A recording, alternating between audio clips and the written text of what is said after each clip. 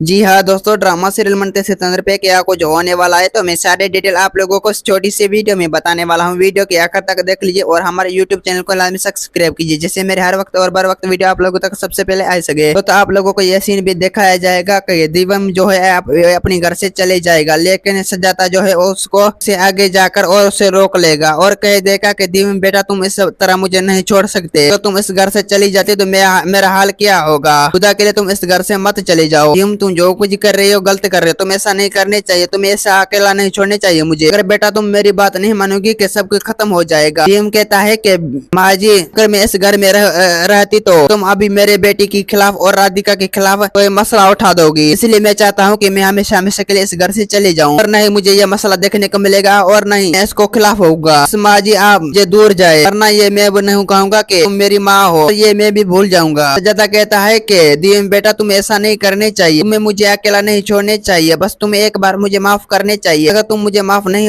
करोगी तो मैं अपनी घुटन देकर अपनी खुद को मार लूंगा, फिर तुम्हें एहसास होगा। दिव्यम कहता है कि सजाता अगर तुम खुद को मार देते हैं तो वरना मैं इस घर से कभी भी वापस नहीं आऊंगा। भले आप जो कुछ कर सकते हैं कर ले, चाहे आप आपको मार सकते हैं तो मार सकते हैं, लेकिन मारने के कोई भी फर्क नहीं पड़ता। मैं इस घर से कभी भी वापस नहीं आ सकता। और सजाता कहता है कि राधिका बस तुम एक बार दिव्यम बेटा को समझा लीजिए, अगर तुम दिव्यम को नहीं समझाओगी कि वो तो हमेशा हमेशा के इस घर को छोड़कर चली जाएगा। राधिका कहता है कि माँ जी दिव्यम तो मेरा बात मानने के लिए तैयार ही नहीं है, फिर मैं उसे कैसे समझाऊं। बस माँ जी तुमने जो कुछ भी किया गलत किया, तुम्हें ऐसा सोचने चाहिए था। मैं तो अभी इतना दिन बर्दाश्त कर चुका हूँ, मैं अब इस दिन बर्दाश्त नहीं कर सकता। इस बर्दाश्त करने का बहुत दिन हो गया। और दिव्यम का बाप दिव्यम को धमकी दे रहा है कि अगर तुम इस घर से चली जाती तो वरना मैं इस मिल्कत से तुम 1 रुपया भी नहीं ले सकती और इस मिल्कत का टुकड़ा भी तुम्हें नहीं मिलेगा। दिव्यम कहता है कि हाँ बाबा मैं अब इस मिल्कत को खरीद नहीं कर देना चाहती, बस आप आज जी को संभाल जिए। दोस्तों उम्मीद है कि मेरा वीडियो आप लोगों की अच्छी लगी होंगी। वीडियो अच्छी लगी तो वीडियो को लाइक और चैनल को सब्सक्राइब लामी करना। खुदा हाफिज।